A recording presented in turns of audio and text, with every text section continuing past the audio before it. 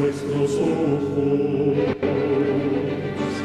se seca su herida, se oyen ya los pasos del rey que se aproxima. Tanta ley aún nos queda, anunciar al pueblo que Jesús está volviendo, victorioso y esplendente. Pronto vendrá, Cristo muy pronto vendrá. Pronto vendrá, pronto Jesús volverá.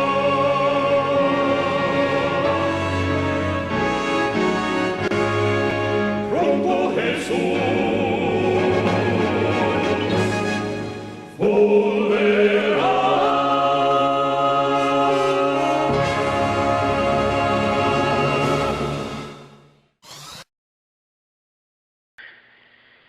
Vamos a hacer una oración para comenzar. Bendito Padre Celestial, te agradecemos por este momento en que podemos estudiar tu palabra.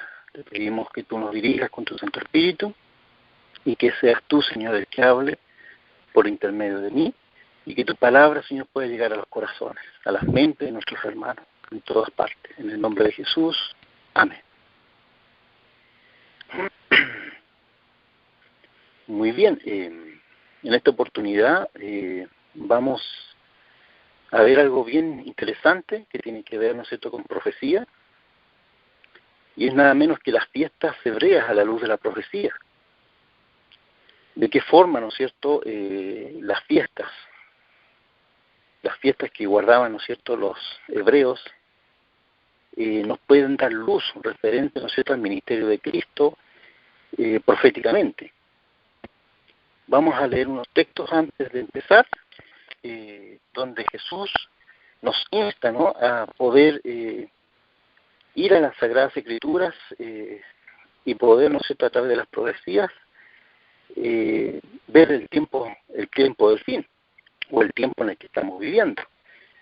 Jesús nos aconseja, hay dos textos bíblicos que vamos a leer antes de empezar, que se encuentra el primero en Lucas capítulo 24, versículo 25 al 27. Aquí Jesús se aparece, ¿no es cierto?, en el camino de Maús a unos discípulos, y él en el versículo 25 nos dice: entonces él les dijo: insensatos y tardos de corazón para creer todo lo que los profetas han dicho. ¿No era necesario que el Cristo padeciera estas cosas y que entrara en su gloria?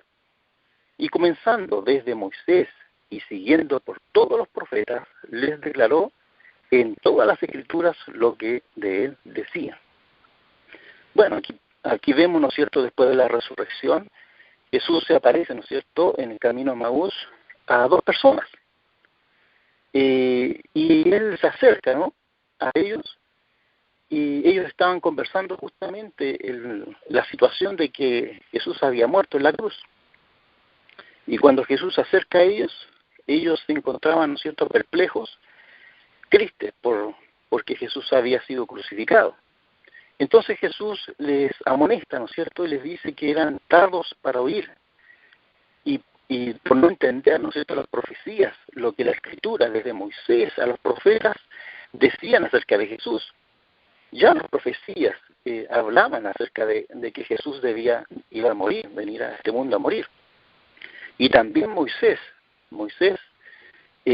justamente nos habla acerca de eso, de este evento, de que Jesús debía venir, ¿no es cierto?, a este mundo y dar su vida por nosotros.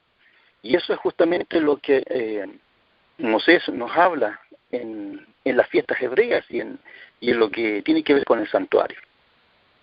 Vamos a leer otro texto que se encuentra en Mateo 16, versículo 2 al 3. Mateo 16, versículos 2 y 3. Dice así. Vamos a leer del 1. Llegaron los fariseos y los saduceos para tentarlo, y le pidieron que les mostrara una señal del cielo.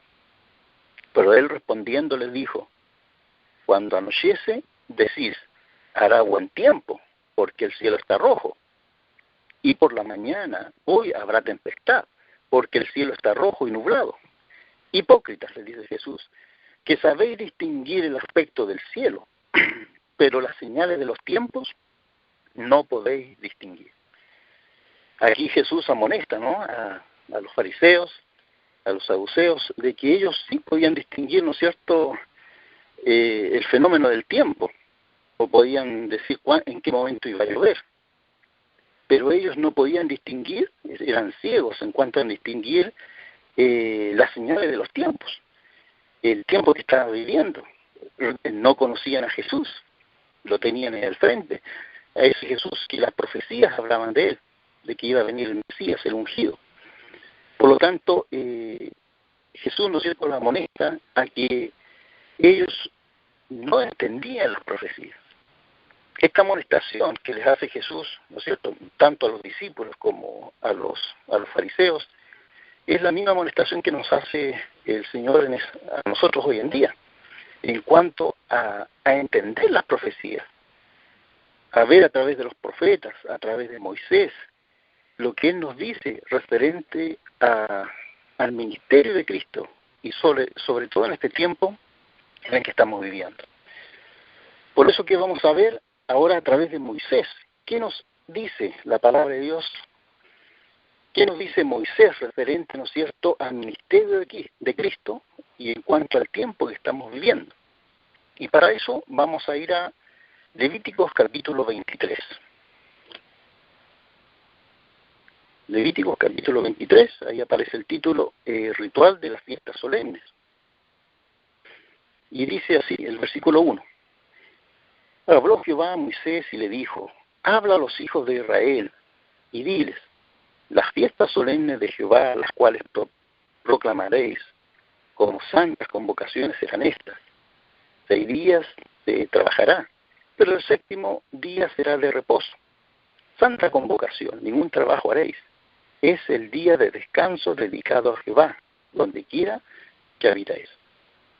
Muy bien, presenta, ¿no es cierto?, el mandamiento, el 4º mandamiento, referente al sábado como día de descanso, y que es perpetuo, ¿no?, como una fiesta. Cada semana nosotros tenemos una fiesta y un encuentro con nuestro Dios.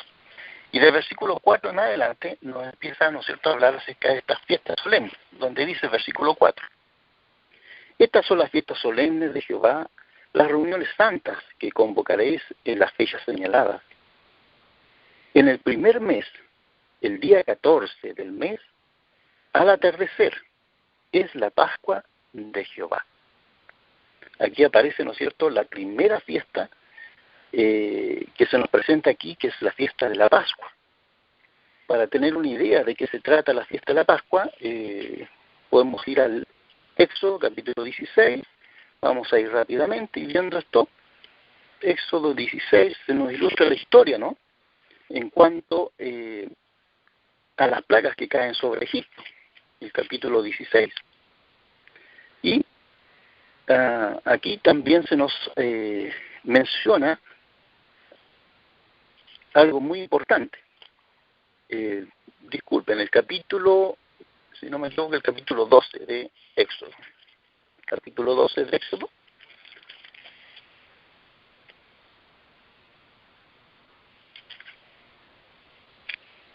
Muy bien.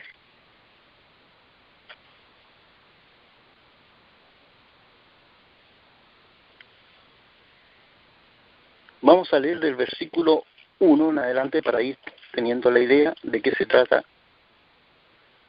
En el capítulo 12, versículo 1 dice, habló Jehová a Moisés y a Aarón en la tierra de Egipto, y les dijo, este mes será para vosotros el principal entre los meses, o será el primero de los meses del año, es decir, el mes de Abib, ¿ya? Iba a ser el primero de los meses del año, porque ese día justamente fue el día en que el Señor liberó al pueblo de la esclavitud de Egipto. Por lo tanto, el mes de Abib era el primer mes del año para el pueblo hebreo. Versículo 3 dice: habla a toda la congregación de Israel y decir: el día 10 de este mes tomará cada uno un cordero según su familia, de los padres, un cordero por familia. Pero si la familia es demasiado pequeña que no baste para comer el cordero, entonces el vecino más cercano a su casa tomará uno según el número de las personas. Conforme al comer de cada hombre, os repartiréis el cordero. El animal será sin defecto, macho de un año. Lo tomaréis de las ovejas o de las cabras. Lo guardaréis hasta el día 14 de este mes, y lo inmolará toda la congregación del pueblo de Israel entre, dice, las 2 tardes. Esto es importante, estos detalles, ¿ya? Primeramente dice que ese día debía tomarse un cordero sin defecto, de un año. Tenía que ser, ¿no es cierto?, un macho de un año, ya maduro. Y se inmolará, ¿no es cierto?, entre las 2 tardes del día 14 del primer mes. Después dice el versículo 13: la sangre os será por señal en la casa donde vosotros estéis. Veré la sangre y pasaré de largo ante vosotros, y no habrá entre vosotros plaga de mortandad cuando hiera la tierra de Egipto. Muy bien, la Pascua es bien característica porque aquí se muestra, ¿no es cierto?, como la última plaga que iba a venir sobre el pueblo de Egipto, que era la muerte de los primogénitos. Ahora, para que esta muerte, este ángel, ¿no es cierto?, destructor, no pasara por el pueblo hebreo, sobre los primogénitos del pueblo hebreo, debían, ¿no es cierto?, colocar la sangre de ese cordero de un año, sin defecto, en los dinteles de las puertas, para que el ángel, ¿no es cierto?, al ver esa sangre, dice que pasaba de largo, no entraba en la casa, sino que pasaba de largo. Por eso que Pascua significa pasaré, o pasar. Es decir, el ángel de la muerte pasaba de largo al ver la señal de la sangre. Muy bien. Esto, ¿no es cierto?, nos muestra cómo, a través de esta fiesta, cómo un día, ¿no es cierto?, vino nuestro Señor Jesucristo a morir por nosotros, derramando su sangre, ¿ya? Y de esa forma, con su sangre nos liberta del pecado, de la esclavitud del pecado. Es así como lo ilustra, ¿no es cierto?, Primera de Corintios, capítulo 5, vamos a buscar acá, Primera de Corintios, capítulo 5, vamos a usar bastante la Biblia hoy.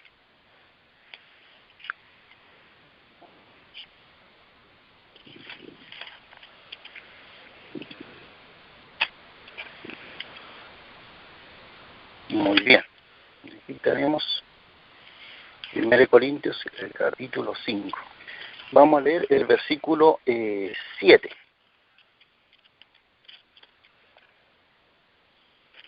Dice así, 1 Corintios 5, versículo 7. Limpiaos pues de la vieja levadura, para que seáis nueva masa, como sois sin levadura, porque vuestra Pascua, que es Cristo, ya fue sacrificada por nosotros. Por lo tanto, la Pascua, que se refiere, ¿no es cierto?, a estas fiestas, representa a Cristo, ¿ya? Cristo es la Pascua, Cristo es el Cordero Pascual, el cual fue sacrificado por nosotros para liberarnos de la esclavitud del pecado. Ahora, aquí hay algo bien interesante, porque en esta fiesta se nos muestra, ¿no es cierto?, tanto el día, que es el día 14 del mes de Abib, ¿ya? Este día, el mes 14, en nuestra actualidad, si nos llevamos, ¿no es cierto?, a nuestro tiempo, este mes de Abib, o mes de Nisan, llamado también, equivale a marzo y abril en nuestro tiempo, ¿ya?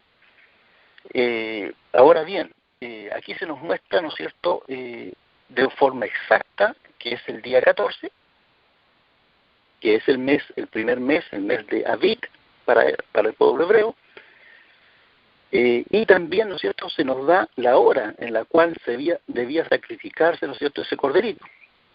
Porque dice ahí, ¿no es cierto?, entre las 2 tardes. Ahora,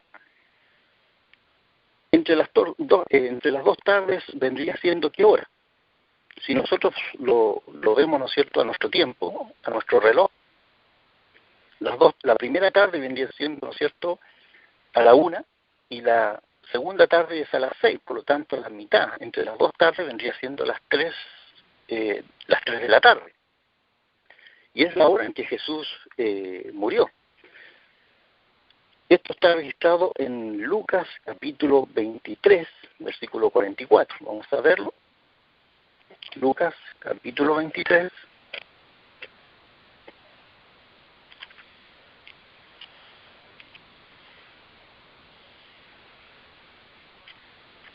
El versículo 44 dice así: cuando era como la hora sexta, hubo tinieblas sobre la tierra hasta la hora 9.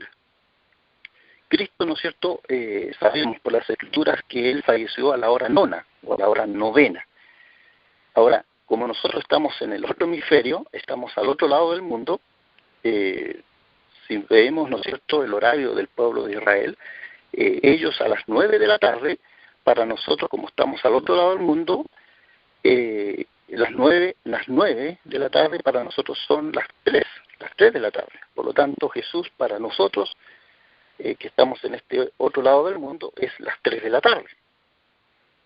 ¿Ya? Y esto se puede sacar fácilmente con las manecillas del reloj. Si nosotros apuntamos, ¿no es cierto?, en el sentido contrario, de las 3 vienen siendo las 9 para el pueblo de Israel. Muy bien.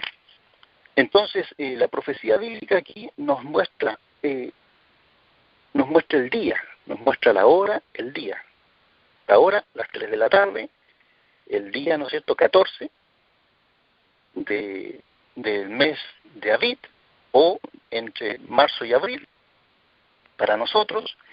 Y también, ¿no es cierto?, esta profecía referente, ¿no es cierto?, a la muerte de Cristo también nos da el año. El año lo podemos sacar, ¿no es cierto?, de la profecía de Daniel de las 70 semanas, porque en la última semana, la última semana dice que comienza el año 27, donde Jesús es ungido.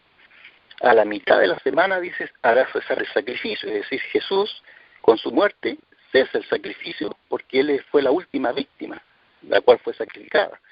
Y esto sucede en el año 31. Por lo tanto, esta fiesta nos muestra, ¿no es cierto?, proféticamente la hora, el día, el mes y el año de la muerte de Jesús. Esta fiesta es muy importante porque con ella, ¿no es cierto?, el Señor Jesús estaba prácticamente liberándonos a nosotros de la esclavitud del pecado y de las consecuencias del pecado. Porque sabemos, ¿no es cierto?, que la paga del pecado es muerte. Todos estábamos condenados al pecado, ¿no es cierto?, Adán y Eva, a la muerte eterna. No estamos hablando de esta muerte primera, estamos hablando de la muerte segunda, la muerte eterna, a la cual no se puede volver a la vida. Entonces, Jesús al morir nos liberta de esa muerte segunda, ¿ya? Y para ello Jesús tuvo que pasar por esa muerte segunda. Por eso que esta ofrenda debía ser quemada, según Levíticos 23, dice que esta ofrenda debían ser quemadas, ¿ya? Y eso representa justamente que Jesús tenía que pasar por la segunda muerte. Jesús cuando muere pasa por la segunda muerte, liberándonos a nosotros también de esa condenación. Y esto nos revela, ¿no es cierto?, el amor del Padre y el amor de Cristo hacia cada uno de nosotros, al dar su vida por nosotros. Muy bien, aquí tenemos entonces que en la Pascua debía ofrecerse un mayo sin defecto. Tenía que ser sin defecto porque representaba a Cristo, que era sin pecado, de 1 año, porque Él murió a la edad de 31 años, maduro. No se debía quebrar hueso alguno de su cuerpo, cosa, ¿no es cierto?, que lo vemos en la Biblia, en los evangelios, como Jesús no se le quebró ningún hueso.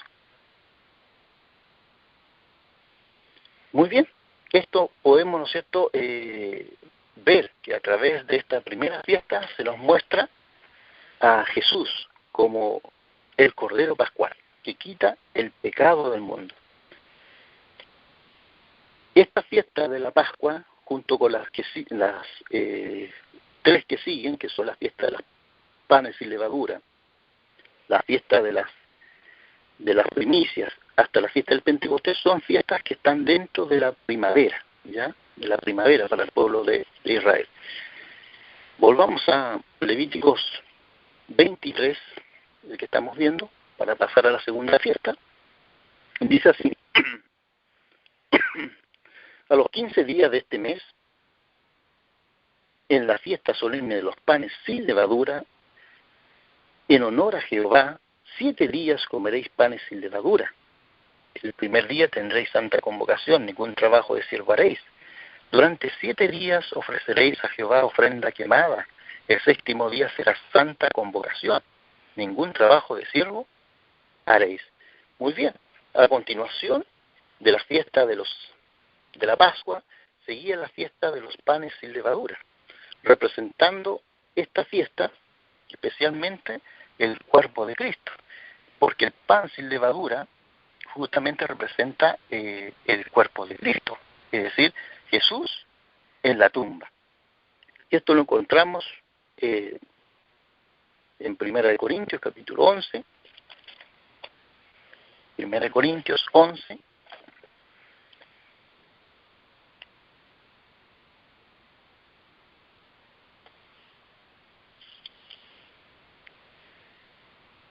versículo 23 al 26. Dice: yo recibí del Señor lo que también os he enseñado, que el Señor Jesús, la noche que fue entregado, tomó pan, y habiendo dado gracias, lo partió, y dijo: tomad, comed, este es mi cuerpo, que por vosotros es partido. Haced esto en memoria de mí. Muy bien, aquí está diciendo, ¿no es cierto?, que ese pan, el cual se parte, ¿no es cierto?, de la Santa Cena, representando, ¿no es cierto?, representa el cuerpo de Cristo, quebrantado por nuestros pecados. Por lo tanto, los panes sin levadura representan el cuerpo de Cristo sin pecado, porque era sin levadura. La levadura es símbolo del pecado. Y eso lo encontramos en Mateo 26, 17 al 20 y al 29. Muy bien, por lo tanto, el cuerpo de Cristo representa, ¿no es cierto?, justamente ese pan sin levadura. Ese pan sin levadura que debía comerse estaba representando la sepultura del cuerpo de Cristo. Además, en el Evangelio según San Juan, se nos dice quién es el pan de vida. Juan capítulo 6, versículo 51. Está registrado en la Biblia. Nos enseña justamente esto, en San Juan capítulo 6,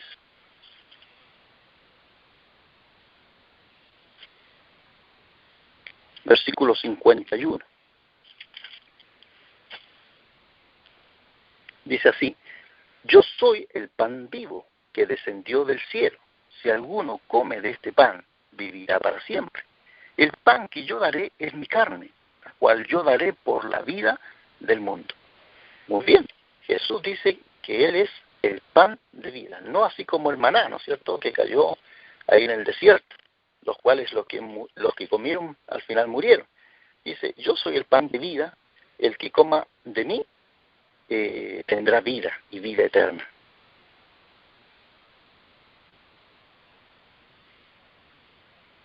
Primera de Corintios capítulo 5,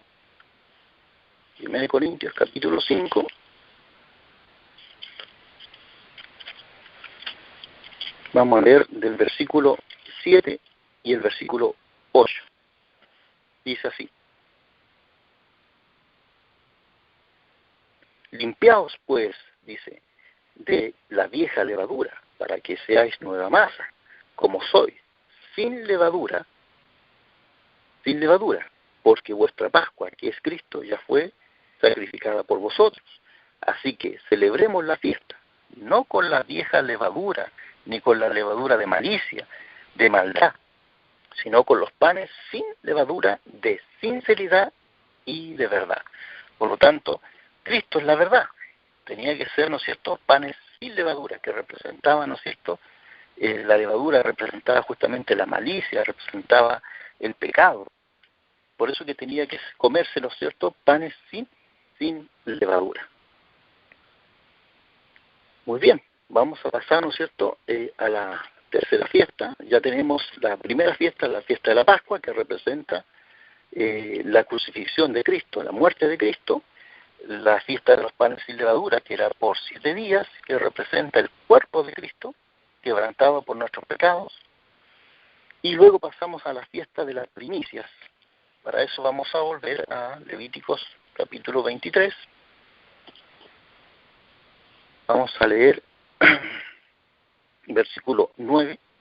Dice: habló Jehová a Moisés y le dijo: habla a los hijos de Israel y diles: cuando hayáis entrado en la tierra que yo os doy, y seguéis su mies, traeréis al sacerdote una gavilla como primicia de los primeros frutos de vuestra siega. El sacerdote mecerá la gavilla delante de Jehová, para que seáis asestados. El día siguiente, al sábado, la mecerá. Muy bien, aquí está diciendo justamente que los hebreos, ¿no es cierto?, una vez que ellos entran a la tierra de Canaán, ellos debían apartar una gavilla, un manojo, ¿no?, de gavilla de prácticamente del primer cereal, el primer fruto de la tierra, que era la cebada. Ellos esa gavilla debían mecerla delante de Dios antes de poder cosechar los frutos de la tierra. ¿Ya? Ahora, esta gavilla mecida, justamente, vamos a ver su significado en la palabra de Dios.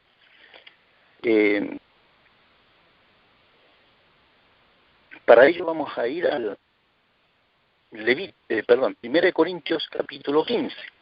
1 Corintios 15.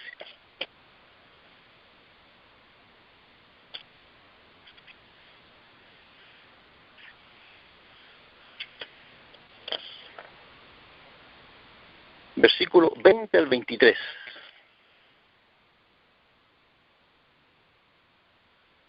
Dice la palabra de Dios: pero ahora Cristo ha resucitado de los muertos, primicia de los que murieron es hecho. Pues por cuanto la muerte entró por un hombre, también por un hombre la resurrección de los muertos. Así como en Adán todos mueren, también en Cristo todos serán vivificados. Por lo tanto, aquí dice que Cristo, la resurrección de Cristo, la resurrección de la muerte, cuando Jesús resucita de la muerte, dice que es primicia de los que durmieron. El hecho de que Jesús, ¿no es cierto?, el tercer día haya resucitado, eso da la garantía a todos aquellos que han muerto creyendo y aceptando a Jesús. Por lo tanto, es la garantía que nosotros tenemos de que si morimos creyendo en Jesús, vamos a ser resucitados. Por eso es que se le llama primicia.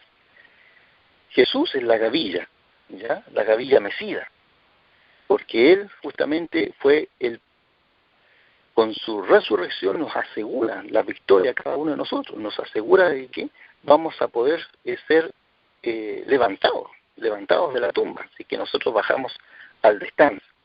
Por eso es que Jesús es la gavilla mecida y representa justamente eso. En el Deseado de toda la gente, en la página 480,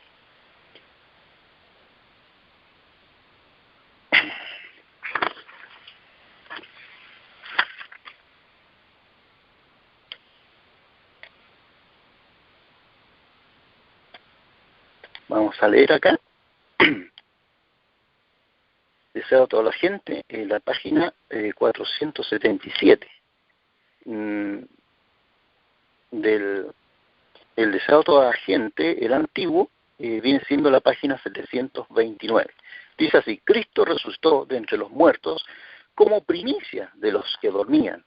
Él era el antitipo de la gavilla mecida, dice la hermana White, y su resurrección se realizó en el mismo día en que esa gavilla era presentada delante del Señor.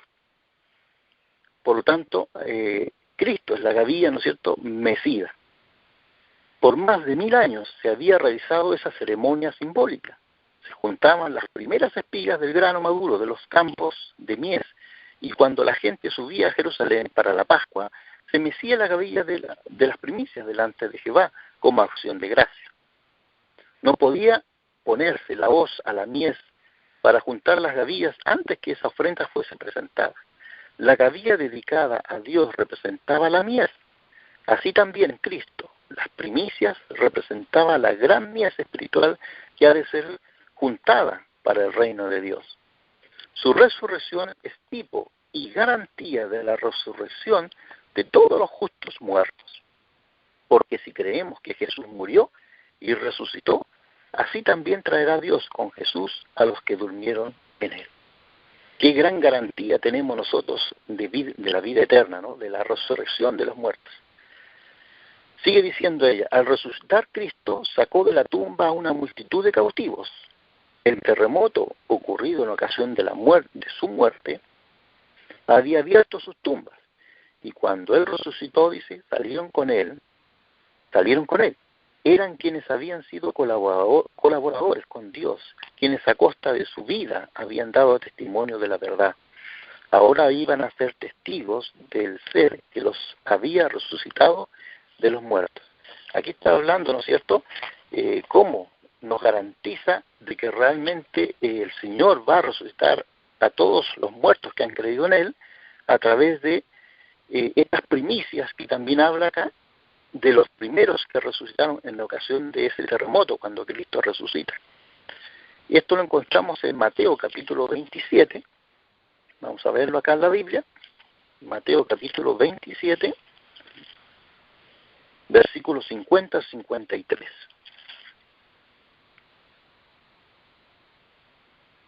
Mateo 27, versículos 50 al 53 dice, pero Jesús, habiendo otra vez clamado a gran voz, entregó su espíritu.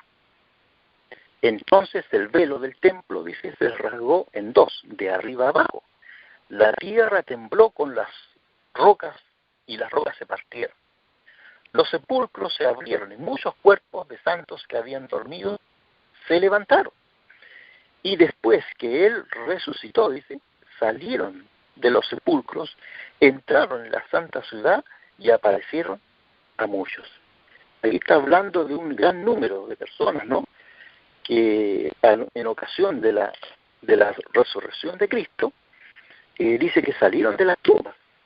Y justamente la hermana Juez se refiere a esto, ¿no? Dice que estas personas eran especialmente, dice ella, fueron colaboradores con Dios, ¿ya?, los que habían resucitado. No sabemos de qué tiempo eran ellos, ¿ya?, pero sí sabemos que ellos resucitaron. Y ella sigue diciendo, ahí en la misma página 477, dice, durante su ministerio Jesús había dado la vida a algunos muertos. Había resucitado al hijo de la viuda de Naín, a la hija del príncipe y a Lázaro. Pero estos no fueron revestidos de inmortalidad. Después de haber sido resucitados, todavía estaban sujetos a la muerte. Pero los que salieron de las tumbas en ocasión de la resurrección de Cristo fueron resucitados para vida eterna. Ascendieron con Él como trofeo de su victoria sobre la muerte y el sepulcro. Estos, dijo Cristo, ya no son cautivos de Satanás, los he redimido. Los he traído de la tumba como primicias de mi poder, para que estén conmigo donde yo esté, y nunca más vean la muerte ni experimenten dolor. Qué hermoso va a ser, ¿no? Aquí con estas primicias Dios nos está diciendo lo que va a pasar en el tiempo final cuando Él venga, ¿no? Y al son de la trompeta, dice, resucitarán los muertos. Esta es la garantía que nosotros tenemos, la resurrección de Cristo. Y con ello las primicias que Él llevó, ¿no es cierto?, cuando ascendió al cielo. Muy bien. Jesús, en ocasión de la resurrección, dice que se apareció a muchas personas. Primeramente a María Magdalena. Luego se apareció, ¿no es cierto?, a Pedro, a sus discípulos. Esto está registrado en Juan 20, 19. 8 días después, dice, se aparece a Tomás, el incrédulo. Esto está registrado en Juan 20, 26. También dice que se aparece a 40 de sus discípulos. Se encuentra ahí en Hechos capítulo 1, versículo 3. Pero también se aparece, ¿no es cierto?, a más de 500 personas, ¿ya? Es decir, Jesús, después de su resurrección, estuvo 40 días acá en la tierra, apareciéndose, ¿no es cierto?, tanto a sus discípulos, y también se nos dice que se aparece, ¿no es cierto?, a 500 personas. Después de los 40 días, dice que Él asciende al cielo, ¿ya? Y eso está registrado en el libro de Hechos, el capítulo 1, versículo 9 al 11. Y vamos a ver en la Biblia, no estoy leyendo todos los textos porque son muchos, pero sí vamos a ver algunos. El libro de Hechos registra, ¿no es cierto?, la ascensión de Cristo después de esos 40 días. El libro de Hechos, capítulo 1,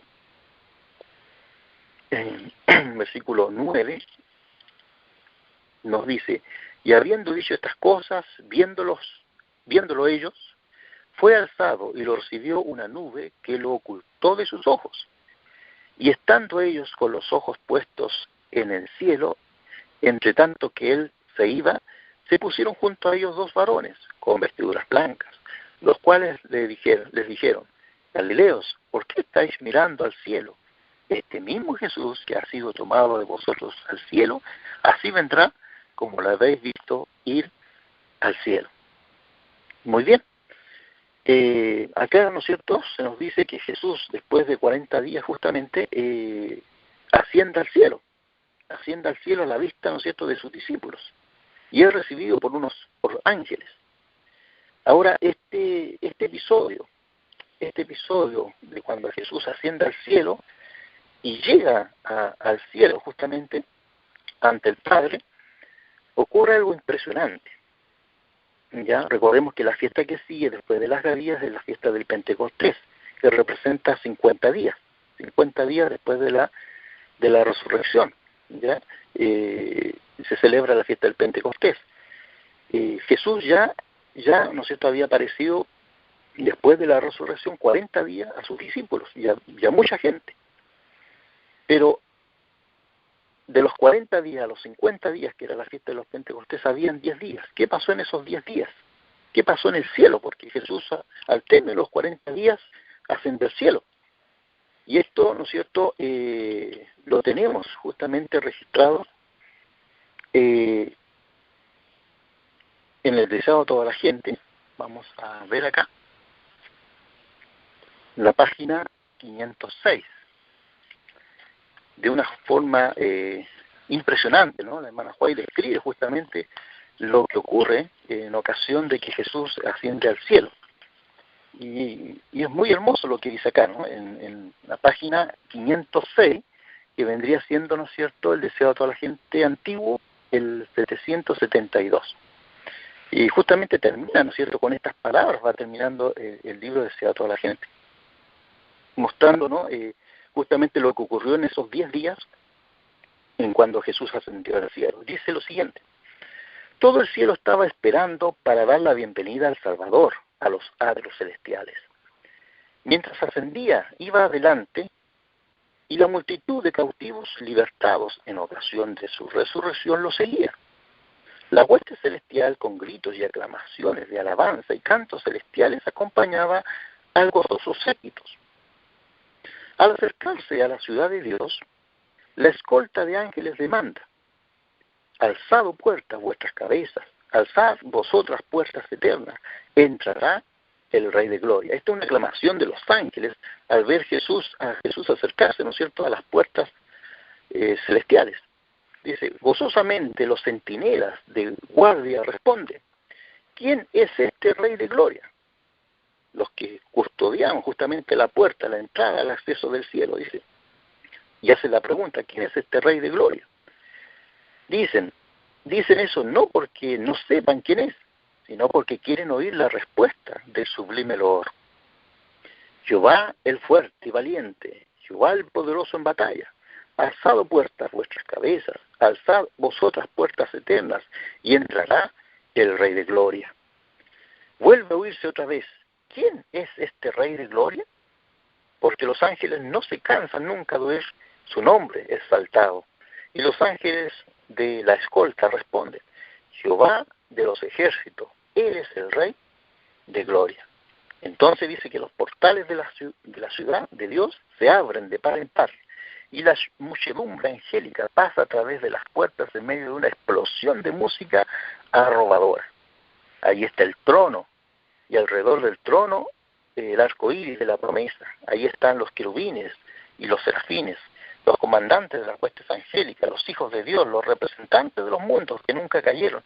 Todos están congregados para recibir, ¿no es cierto?, al Rey de Gloria.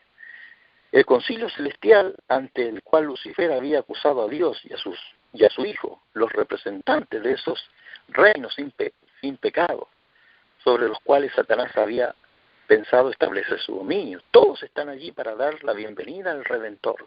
Están ansiosos para celebrar su triunfo y glorificar a su Rey. Muy bien, aquí vemos, ¿no es cierto?, lo que estaba ocurriendo en el cielo, justamente esos 10 días antes del Pentecostés. Había, ¿no es cierto?, una celebración en el cielo, una gran celebración. Y lo sigue describiendo la hermana Juárez de la siguiente forma. Dice: pero con un ademán, Él los detiene, dice. Jesús los detiene en su alabanza, dice. Todavía no, dice. No puede ahora recibir la corona de gloria y el manto real. Entra a la presencia de su Padre, señala su cabecería, su costado traspasado, sus pies lacerados. Alza sus manos, que llevan la señal de los clavos. Presenta los trofeos de su triunfo. Ofrece a Dios las gavillas de las primicias, quienes resucitaron con Él como representantes de la gran multitud, que saldrá de las tumbas en su segunda venida. Se acerca al Padre, en quien hay regocijo por un solo pecador que se arrepiente, quien se regocija sobre uno con cánticos. Desde antes que fueran echados los cimientos de la tierra, el Padre y el Hijo se habían unido en un pacto para redimir al hombre en caso de que fuese vencido por Satanás. Dice después: he completado la obra la obra de la redención. Si tu justicia está satisfecha, aquellos que me has dado, quiero que donde yo estoy, también ellos estén conmigo. Entonces dice: se oyeron la voz de Dios proclamando que la justicia está satisfecha. Satanás está vencido. Los hijos de Cristo que trabajan y luchan en la tierra son aceptados en el amado. Delante de los ángeles celestiales y los representantes de los mundos que no cayeron son declarados justificados. Donde Él esté, ahí estará su iglesia, dice. La misericordia y la verdad se encontraron, la justicia y la paz se besaron. Los brazos del Padre rodean a su Hijo y se da la orden: adórenle todos los ángeles de Dios. Qué hermoso, justamente, ¿no es cierto?, esta aclamación de triunfo y de victoria frente, ¿no es cierto?, a Jesús. Y ahí termina, ¿no es cierto?, justamente el deseo de toda la gente, con la última página. Esta adoración celestial justamente es dada a Jesús en honor, ¿no es cierto?, por la victoria contra el pecado, la victoria contra Satanás. Y esa victoria nos asegura también a nosotros el triunfo y la entrada al reino de los cielos. Por eso que la resurrección de Cristo es justamente lo que nos garantiza a nosotros la resurrección y la vida eterna.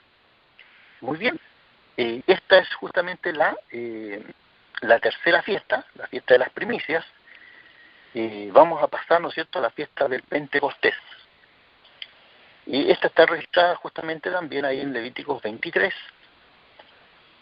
Levíticos 23.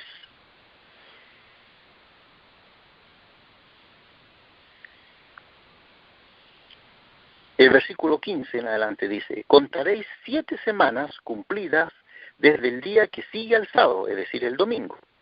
El domingo se cuentan esas 7 semanas. Desde el día en que ofreciste la gavilla de la ofrenda mecida, que es el día domingo, hasta el día siguiente, al 7º sábado, contaréis 50 días. Entonces ofreceréis el nuevo grano a Jehová de vuestras habitaciones llevaréis 2 panes como ofrenda mecida, que serán de 2 décimas de flor de harina, cocidas con levadura como primicias para Jehová. Muy bien, aquí tenemos entonces la fiesta del Pentecostés, llamada también la fiesta de las semanas, o fiesta de las gavillas, o de la mies, o de la siega.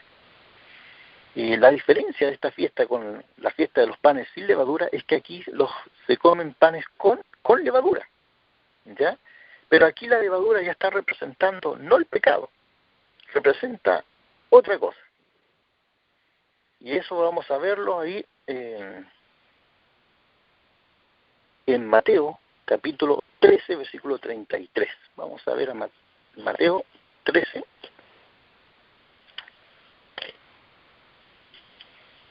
...33...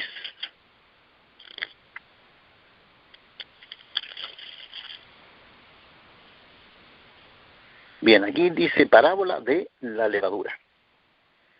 Versículo 33.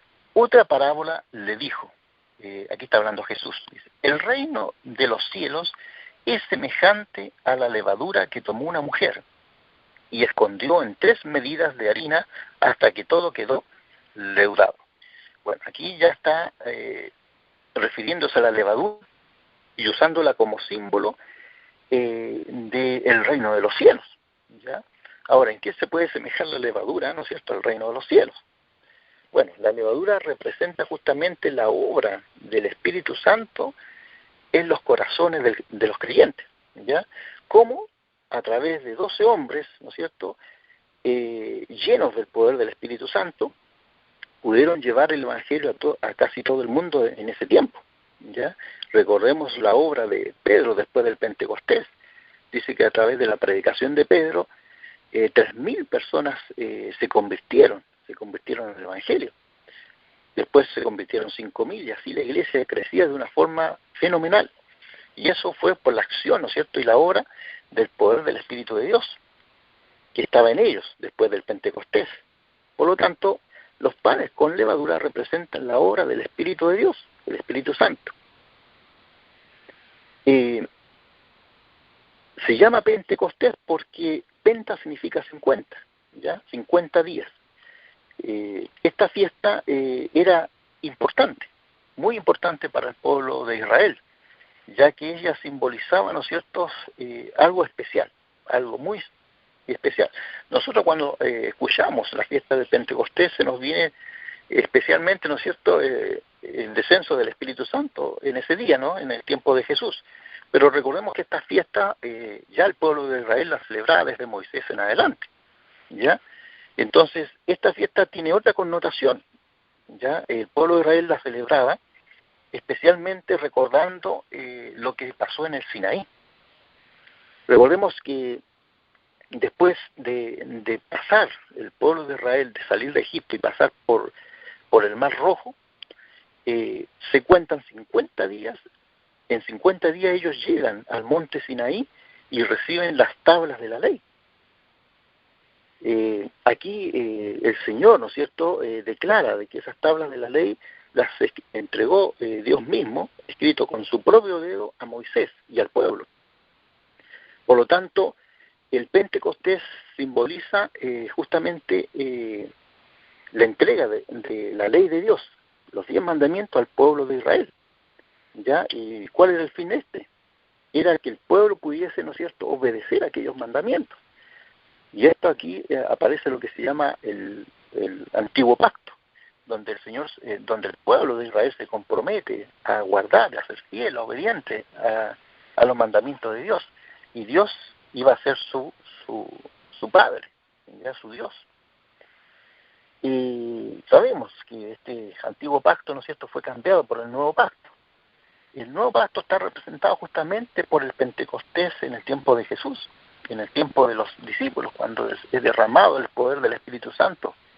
En ese mismo momento que Jesús era, ¿no es cierto?, ungido en el cielo, con Jesús en el cielo, después de aquella adoración, después, ¿no es cierto?, de esa entronización que se le hace cuando entra al cielo, dice que Jesús es ungido. ¿Y cómo es ungido? Es ungido como sacerdote y rey, ¿ya? Recordemos que Jesús también fue ungido en el año 27 de nuestra era, a la edad de 27 años en el río Jordán, pero fue ungido por Juan el Bautista como profeta, ¿ya? Habían 3 personajes en la antigüedad que eran ungidos con aceite. Eran los profetas, los sacerdotes y los reyes. Solamente ellos eran ungidos con aceite, ¿ya? Y Jesús justamente fue ungido en el año 27 como profeta por Juan el Bautista. Luego, ¿no es cierto?, en su entronización en el cielo, es ungido en el cielo como sacerdote y rey. Muy bien. Entonces, vemos ahí que el Pentecostés representaba para el pueblo hebreo la entrega, ¿no es cierto?, de los mandamientos de Dios escritos con el dedo de Dios en tablas de piedra. Y el pueblo de Israel debía, ¿no es cierto?, obedecer aquellos mandamientos. Pero en el Pentecostés, en el tiempo, ¿no es cierto?, de los discípulos, era, ¿no es cierto?, lo que hacía el nuevo pacto era poner o grabar las leyes, esos 10 mandamientos, pero ya no en tablas, sino en las tablas de nuestro corazón, en nuestra mente. Y ese es lo que representa, ¿no es cierto?, el nuevo pacto. Muy bien, ahí tenemos entonces, estas son las 4 fiestas de primavera. Las 4 fiestas de primavera, que son Pascua, el día 14 del mes de Abib, el día 15, los panes sin levadura, que duraba 7 días, luego el día 16 tenemos la fiesta de las primicias, o de la Jabía, que representa, ¿no es cierto?, la resurrección de Cristo, y luego, después de las primicias, 50 días después, tenemos la fiesta del Pentecostés, que representa, ¿no es cierto?, el descenso del Espíritu de Dios, el Espíritu Santo, el cual, ¿no es cierto?, es ungido Jesús en el cielo, y eso, ¿no es cierto?, caen como rocíos y cae hacia la tierra también el Espíritu Santo. Muy bien, nos queda, ¿no es cierto?, la fiesta de las trompetas, la fiesta del día de expiación, la fiesta de las cabañas. Sé que el tiempo ha pasado, no sé si alcancemos a verlas todas. Vamos a pasar a lo que es la fiesta de las trompetas. La fiesta de las trompetas. Y esto se encuentra ahí, vamos a volver a Levíticos 23.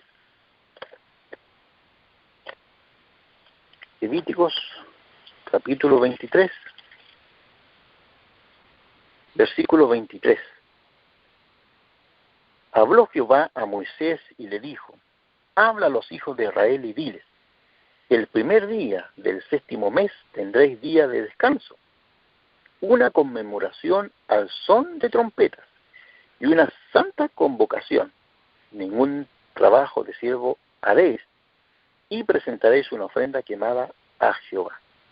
Muy bien, dice que esta fiesta se celebraba el primer día del 7º mes. Aquí entramos a lo que se llama, ¿no es cierto?, las fiestas de otoño, ¿ya?, que es la fiesta de las trompetas, el día de expiación y la fiesta de las cabañas.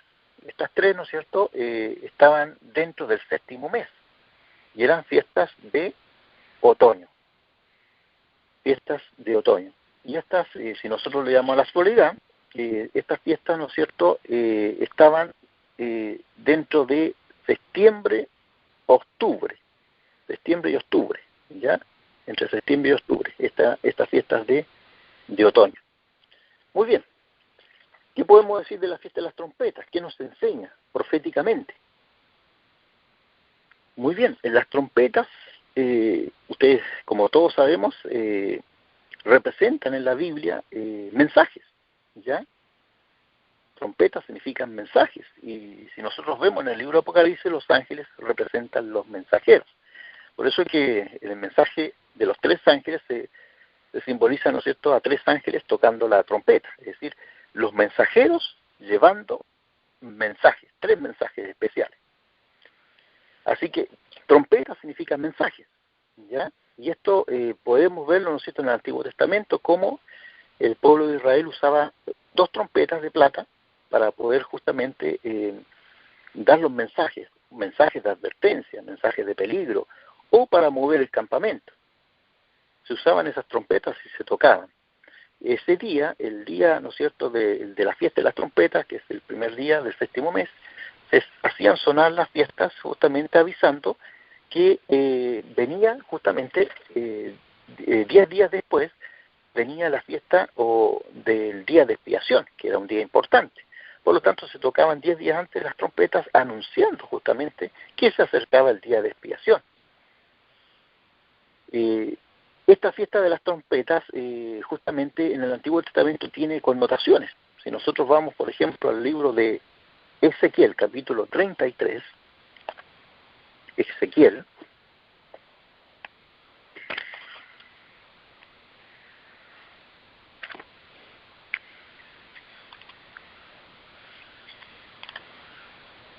esto es bien interesante lo que está registrado acá, lo que debe hacer, ¿no es cierto?, este mensajero con la trompeta. Ezequiel, capítulo 33, nos dice, aquí aparece, ¿no es cierto?, justamente el título dice, el deber del atalaya. Leo, versículo 1, dice, vino a mí palabra de Jehová, diciendo, hijo de hombre, habla a los hijos de tu pueblo y diles, cuando traiga yo espada sobre la tierra, y el pueblo de la tierra tome un hombre de su territorio, y lo ponga por centinela, y él vea venir la espada sobre la tierra, y toque la trompeta, y avise al pueblo, cualquiera que oiga el sonido de la trompeta, y no se prepare, y viniendo la espada lo hiera, su sangre será sobre su cabeza. El sonido de la trompeta oyó, pero no se preparó. Su sangre será sobre él. Pero el que se prepare salvará su vida. Pero si el centinela ve venir la espada y no toca la trompeta, y el pueblo no se prepara, y viniendo la espada hiera a alguno de ellos, este fue tomado por causa de su pecado, pero demandaré su sangre de manos del centinela. Bueno, acá está claro, ¿no es cierto?, la importancia del centinela que se colocaba, ¿no es cierto?, ahí en la altura de la torre, con una trompeta. Cuando veía el peligro debía él tocar la trompeta y avisar al pueblo del peligro. ¿Ya? Ahora era responsabilidad del pueblo si hacían caso al sonido de la trompeta o no, si se preparaban o no se preparaban. Ya su sangre caía sobre ellos. Pero dice aquí, ¿no es cierto?, que si el centinela se quedaba dormido, venía el peligro y no tocó la trompeta, la sangre era sobre el centinela. Versículo 7 dice, a ti pues, hijo de hombre, dice, te he puesto por centinela de la casa de Israel. Tú oirás las palabras de mi boca y los amonestarás de mi parte. Cuando yo diga al impío, impío, de cierto morirás, si tú no hablas para que se guarde el impío de su camino, el impío morirá por su pecado. Pero yo demandaré su sangre sobre de tu mano. Pero si tú avisas al impío de su camino, para que se aparte de él, y él no se aparta de su camino, él morirá por su pecado, pero tú libraste tu vida.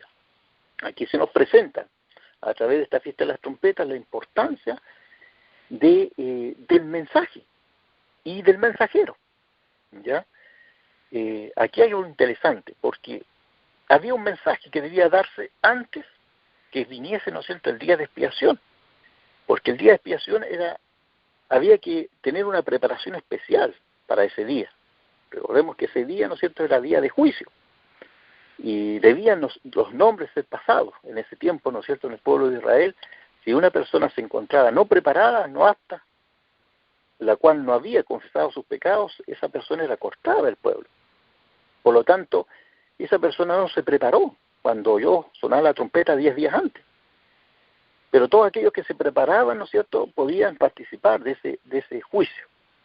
Ahora, proféticamente esto lo tenemos, ¿no es cierto?, en los mensajes de los 3 ángeles, especialmente el mensaje del primero y segundo ángel, porque la trompeta empezó a sonar en el año 1833, y eso lo tenemos registrado en la historia de la Iglesia Adventista, a través de un agricultor en Estados Unidos, me refiero a Guillermo Miller.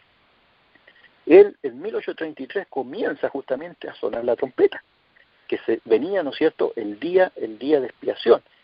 Para él, ¿no es cierto?, él estaba anunciando especialmente la segunda venida de Cristo, sin saber, ¿no es cierto?, que era especialmente que comenzaba el juicio o el día de expiación, que Jesús comenzaba su ministerio en el lugar santísimo.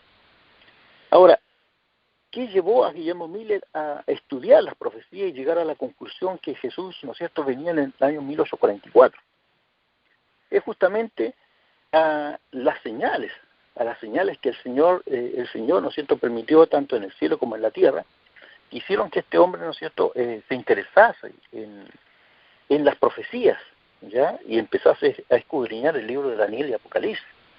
Tenemos, por ejemplo, algunas señales que ocurrieron. En el año 1755 ocurre el gran terremoto de Lisboa, que abarcó alrededor de 10 millones de kilómetros cuadrados. Había, ¿no es cierto?, olas prácticamente de 15, 30 metros de altura que azotaron las costas de Europa. Bueno, esto se describe con mayor nitidez, ¿no es cierto?, ahí en el conflicto de los siglos. Lo que ocurrió, ¿no es cierto?, con el terremoto de Lisboa, que fue algo tremendo, que abarcó casi toda Europa y parte de África. Muy bien, también, ¿no es cierto?, ocurrió el 19 de mayo de 1780 lo que se llama el oscurecimiento del sol, o el día oscuro. Esto fue el 19 de mayo de 1780, ¿ya? Y también, proféticamente, Joel, en el capítulo 2, versículo 31, también lo había anunciado.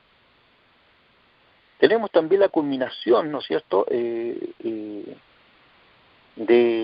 los 1260 años de supremacía papal, ya que termina en el año 1798, un acontecimiento importante, donde se le quita, ¿no es cierto?, el poder al papado, el poder político.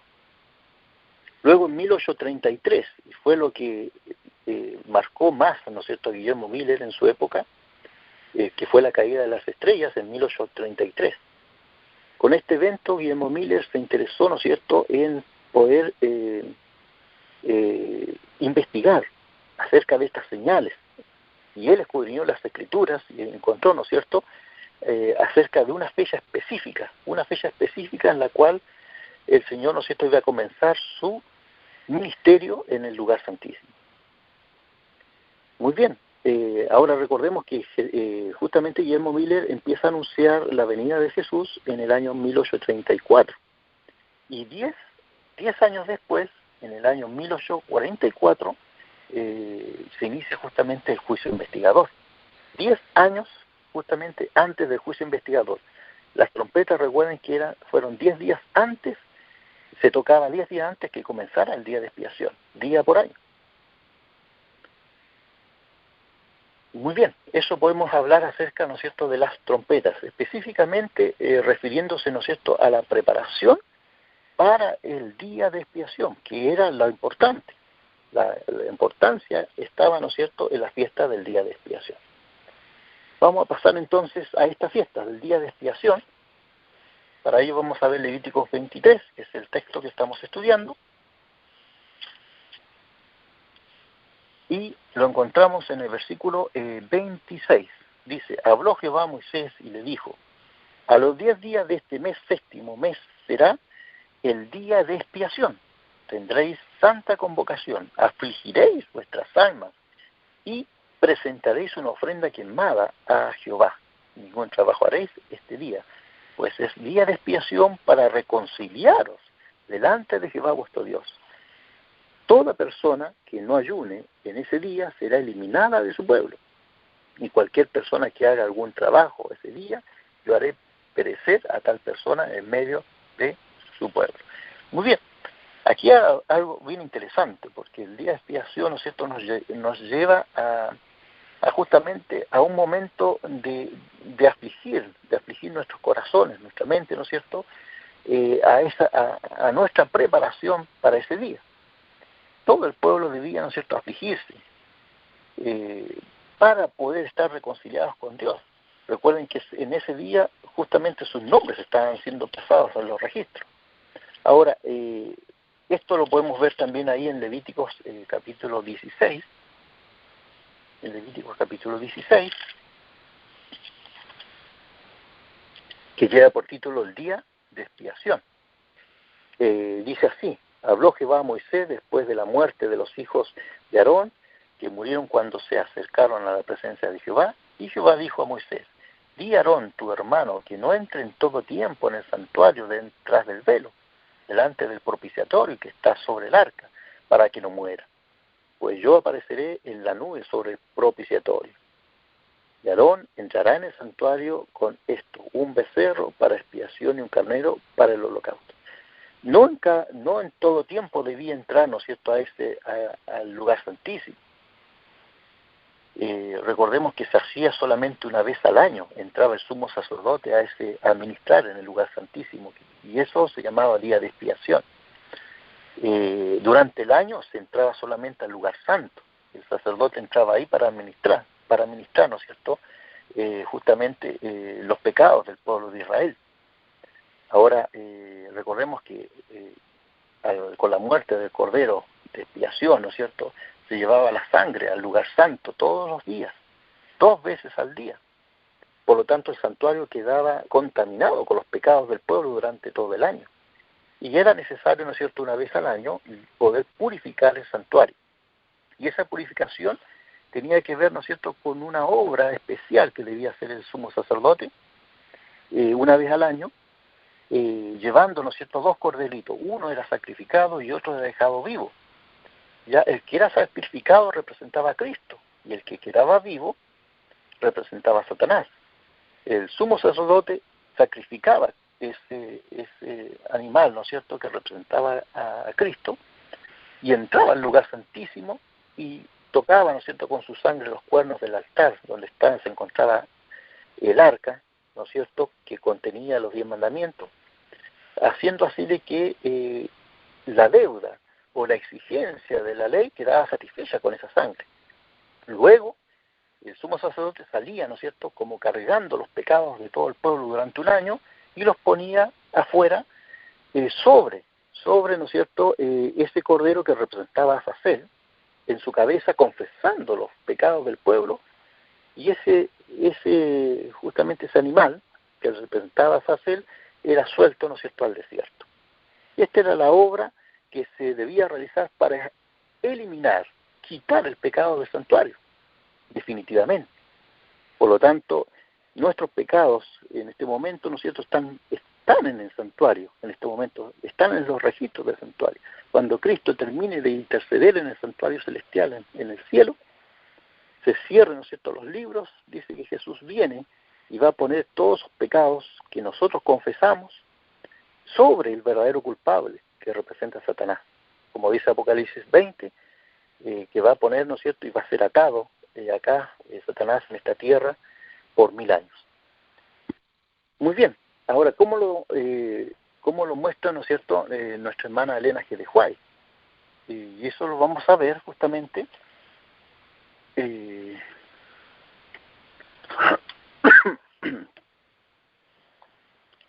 vamos a ver el texto bíblico, en el conflicto de los siglos justamente se presenta esto, del día de expiación. Vamos a buscarlo acá, conflicto de los siglos. La página 278.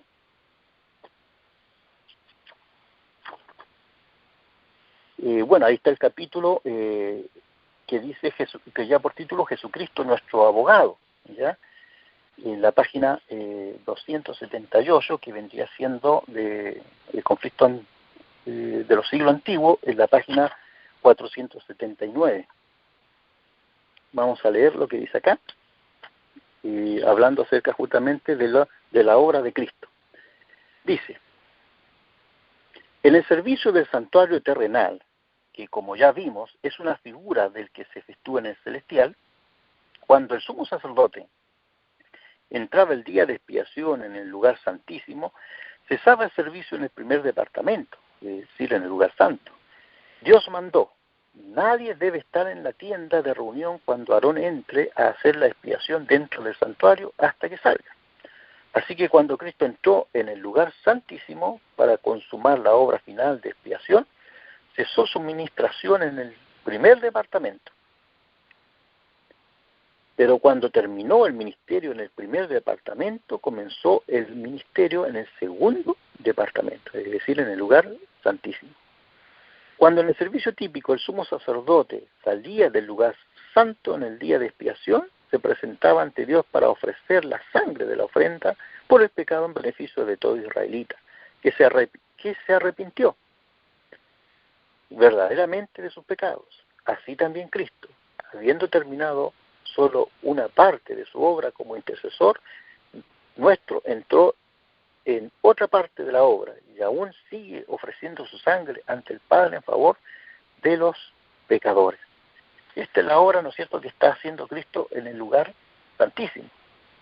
Y él justamente habla en el libro de Apocalipsis de una puerta, ¿no es cierto?, hablando acerca de la iglesia de Filadelfia, habla de una puerta que se cierra y una puerta que se abre.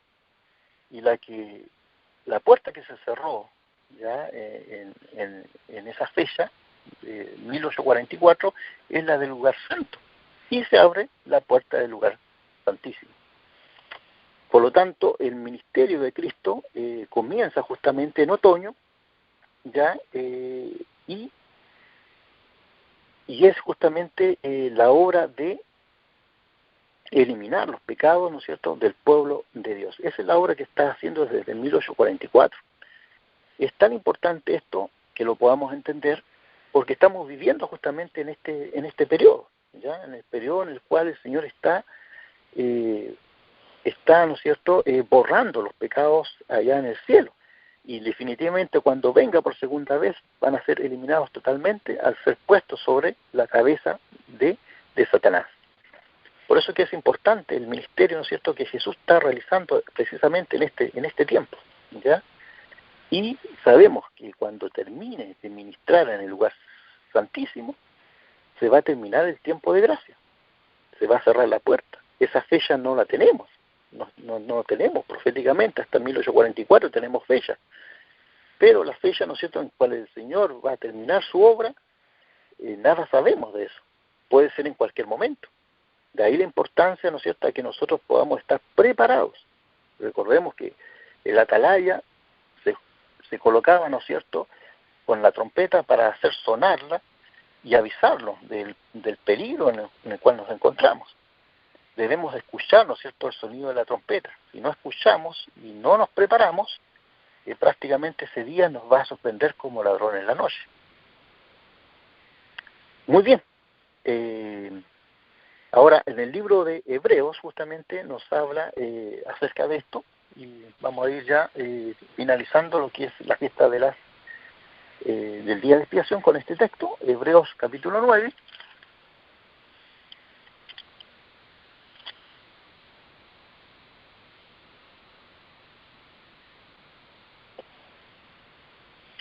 Hebreos 9, versículo 18, dice lo siguiente: de donde ni aún el primer pacto fue instituido sin sangre, porque habiendo anunciado Moisés todos los mandamientos de la ley a todo el pueblo, tomó la sangre de los becerros y de los machos cabríos con agua, lana, escarlata e hisopo, y roció el mismo libro y también todo el pueblo, diciendo: esta es la sangre del pacto que Dios os ha mandado. Además de esto, roció también con la sangre del tabernáculo y todos los vasos del ministerio. Y según la ley, casi todo es purificado con sangre. Y sin derramamiento de sangre no hay remisión de pecado. Es decir, la obra, ¿no es cierto?, que se está realizando justamente hoy, en estos momentos, en el cielo, es la purificación del santuario y de todos los implementos del santuario y de todas las cosas que hay en el santuario.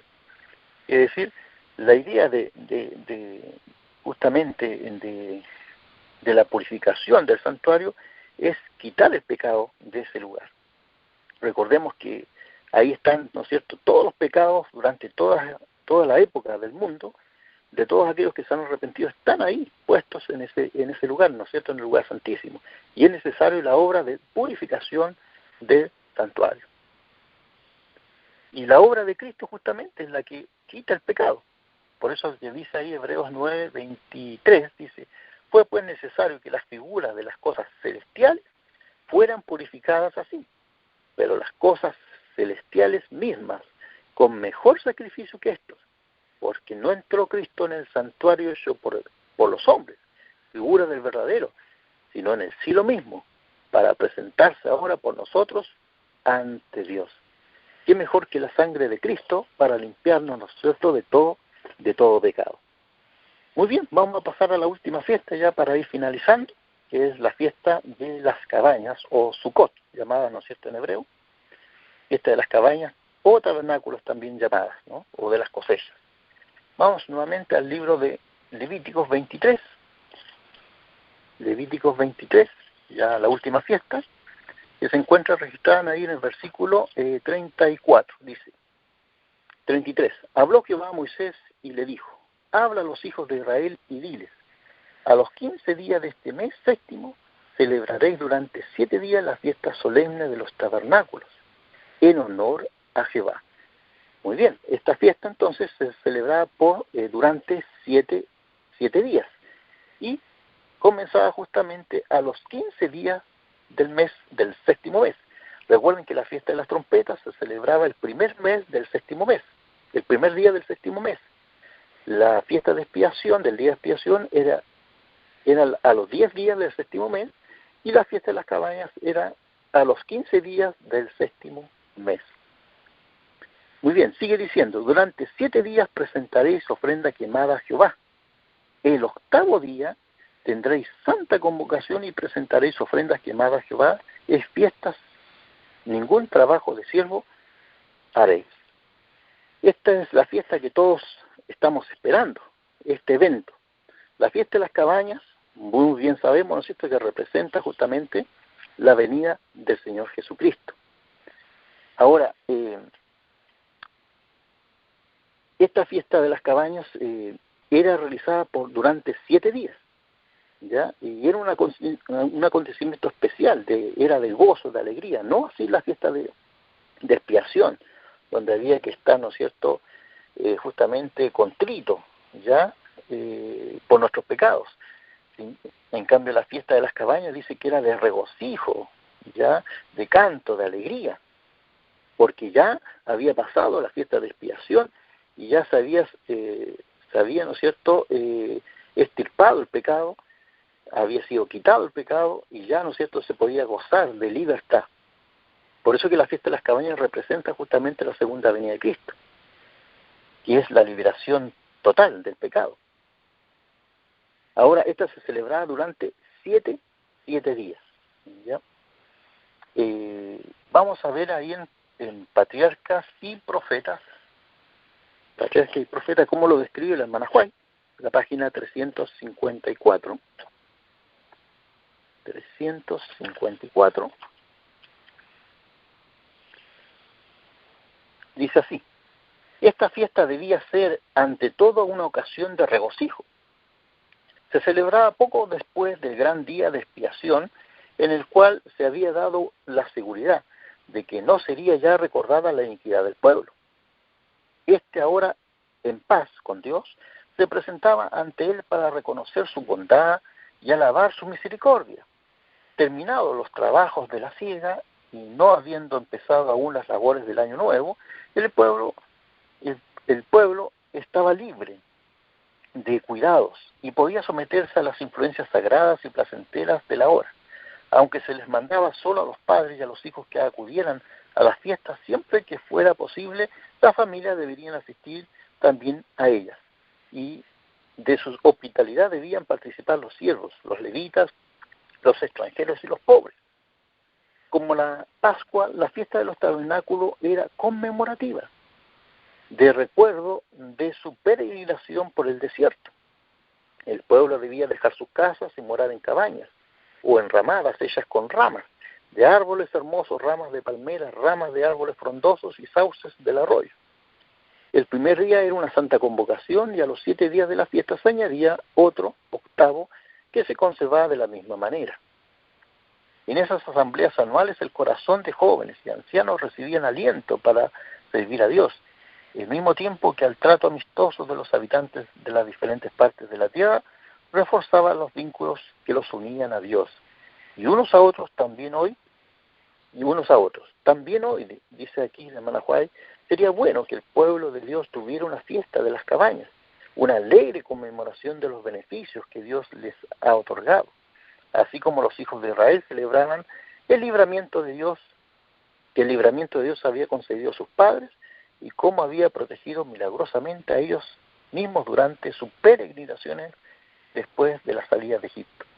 Así deberíamos recordar con gratitud los diferentes medios que Él ideó para apartarnos del mundo y de las tinieblas del error para llevarnos a la luz preciosa de su gracia y verdad. Muy bien, la fiesta de las cabañas entonces representaba justamente eso, era conmemorativa, ¿ya? Y ellos recordaban, cuando llegaron a Canaán terrenal, ellos recordaban que vivían en cabañas durante, ¿no es cierto?, su peregrinación en el desierto, hasta llegar a la Canaán terrenal. Nosotros también estamos, ¿no es cierto?, prácticamente viviendo como en cabañas, porque nuestro hogar definitivo no es este, ¿ya? Es el que el Señor nos tiene ofrecido, en la Canaán celestial. Por lo tanto, nosotros debemos recordar justamente lo que el pueblo de Israel hacía justamente en esta ocasión de las cabañas. Ahora bien, en Apocalipsis capítulo 14, vamos a ver Apocalipsis 14, y ya con esto vamos a ir concluyendo. Apocalipsis 14,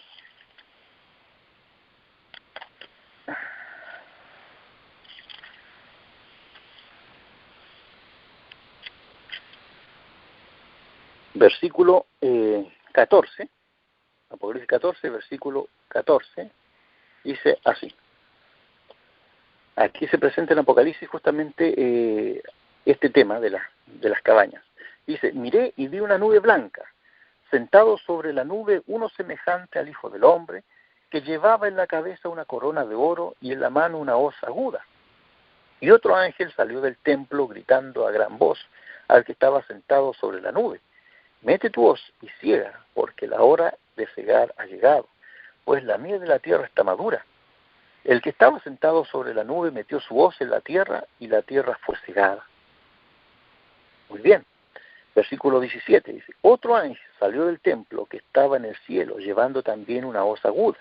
Y salió del altar otro ángel que tenía poder sobre el fuego, y llamó a gran voz al que llevaba la hoz aguda, diciendo, mete tu hoz aguda y vendimia los racimos de la tierra, porque sus uvas están maduras.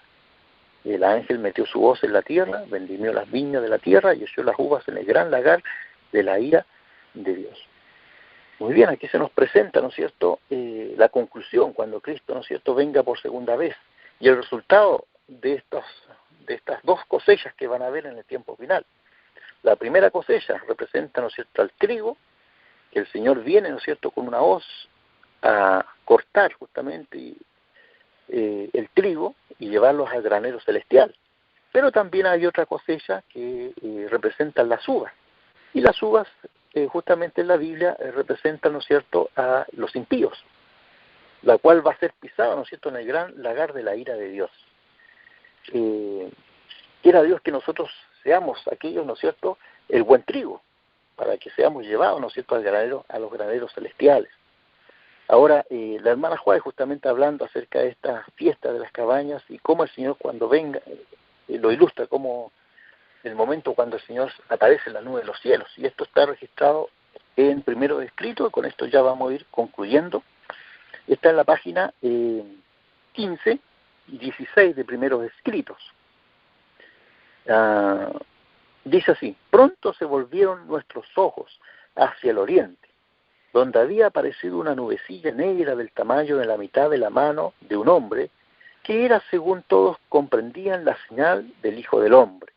En solemne silencio, dice, contemplamos cómo iba acercándose la nubecilla, volviéndose cada vez más esplendorosa, hasta que se convirtió en una gran nube blanca, cuya parte inferior parecía fuego. Aquí está describiendo especialmente, ¿no es cierto?, la venida del Señor Jesucristo, su segunda venida. Vamos a leer ahí, sigamos en el otro párrafo, donde dice, luego resonó la argentina trompeta de Jesús, A medida que él iba descendiendo en la nube rodeada de llamas de fuego, miró las tumbas de los santos dormidos. Después alzó los ojos y las manos hacia el cielo y exclamó: despertad, despertad, despertad los que dormís en el polvo, y levantaos. Hubo entonces un formidable terremoto. Se abrieron los sepulcros y resucitaron los muertos revestidos de inmortalidad. Los 144.000 exclamaban aleluya al reconocer a los amigos que la muerte había arrebatado de su lado. Y en el mismo instante nosotros fuimos transformados y nos unimos con ellos para encontrarnos con el Señor en el aire. Después dice: juntos entramos en la nube y durante 7 días fuimos ascendiendo al mar de vidrio, donde Jesús sacó coronas y nos las ciñó con su propia mano. Nos dio también arpas de oro y palmas de victoria. En el mar de vidrio los 144.000 formaban un cuadro perfecto. Algo muy interesante acá, lo que dice la hermana White, y corrobora justamente lo que está hablando ahí en la fiesta de las cabañas. Recordemos que la fiesta de las cabañas duraban 7 días y había un octavo. Aquí la hermana White dice que esos 7 días representan justamente el ascenso del pueblo de Dios hacia el cielo, porque ella dice: juntos entramos en la nube. La nube representa, ¿no es cierto?, los ángeles, miles y millones de ángeles que vienen en la segunda venida con Jesús. Y dice: y durante 7 días fuimos ascendiendo al mar de vidrio, donde Jesús sacó su corona y nos la ciñó. Esos 7 días justamente, ¿no es cierto?, representan, ese es el tiempo en que nosotros, ¿no es cierto?, si Dios así lo permite, y por la fe que nosotros tenemos, ¿no es cierto?, en el Señor, vamos a ascender ¿no es cierto?, a ese mar de vidrio. Ese viaje hacia el cielo va a durar 7 días, 7 días. Y el octavo día vamos a poder gozarnos en la gran cena de las bodas del Cordero, estando en el cielo.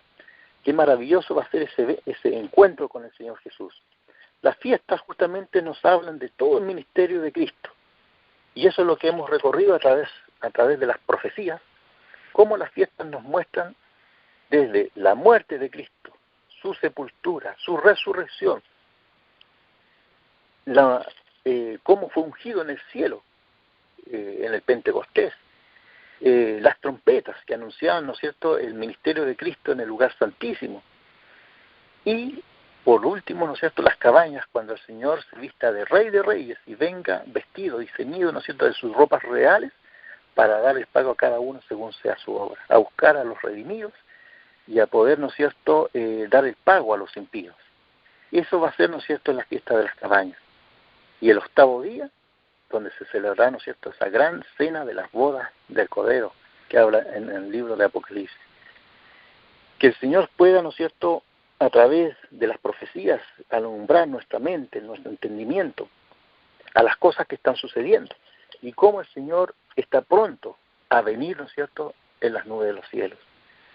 Sabemos que hay un evento que tiene que ocurrir antes que Jesús venga, y es el cierre del tiempo de gracia. Cuando termine el día de expiación, cuando termine el juicio, y nuestros nombres definitivamente, ¿no es cierto?, quedan o establecidos o borrados del libro de la vida. Que el Señor nos pueda ayudar para prepararnos, que podamos escuchar las trompetas, ¿ya?, el aviso que el Señor nos está dando en cuanto a estos eventos finales. Que el Señor les pueda bendecir. Amén, amén, gloria a Dios. Llévenos con oración, hermano Orellana, si es tan amable. Muy bien. Bendito Padre Celestial, te agradecemos, Señor, porque tú a través de tu palabra nos muestras, Señor, los sucesos, los eventos que van a ocurrir pronto. Y cómo a través del ministerio de Cristo tú nos aseguras nuestra salvación. Nos aseguras, Señor, la forma en que tú tienes para poder quitar y eliminar el pecado de nuestras vidas. Ayúdanos, Señor, para que podamos, juntamente con la obra de Cristo en el cielo, nosotros estar limpiando nuestra vida de pecados. Quédate con nosotros, quédate con cada uno, Señor, bendícenos, y que podamos ser, Señor, luces a quienes nos rodean. Gracias por tus bendiciones en el nombre de Jesús. Amén. Amén, amén, gloria a Dios. Pregunta, ¿por qué es tan importante que entendamos este tema? ¿Por qué es tan importante?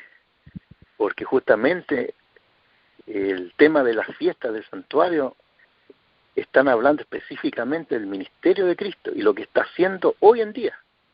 Y en este preciso momento Jesús, ¿no es cierto?, está en el cielo inscribiendo nuestros nombres en el libro de la vida. Y esa es la importancia, que nosotros podamos mantenernos en ese libro de la vida, inscritos, que podamos limpiar nuestra vida de pecado. La obra de Cristo en este momento es quitar el pecado, es limpiar el santuario, porque el pecado es un intruso, y al final el Señor va a exterminar el pecado, tiene que acabar con el pecado. Y en el cielo no puede existir el pecado. Y por eso que nosotros debemos prepararnos, si queremos ir al cielo, no podemos entrar con nuestros pecados al cielo. Tenemos que eliminar el pecado de nuestras vidas. El Señor lo que espera, ¿no es cierto?, viene a buscar una iglesia pura, santa, sin mancha. Eso es lo que el Señor quiere, para que el pecado nuevamente no vuelva a levantarse en el cielo. Así esa rebelión que tuvo, ¿no es cierto?, Lucifer con los ángeles, con la tercera parte de los ángeles del cielo. Amén, amén, gloria.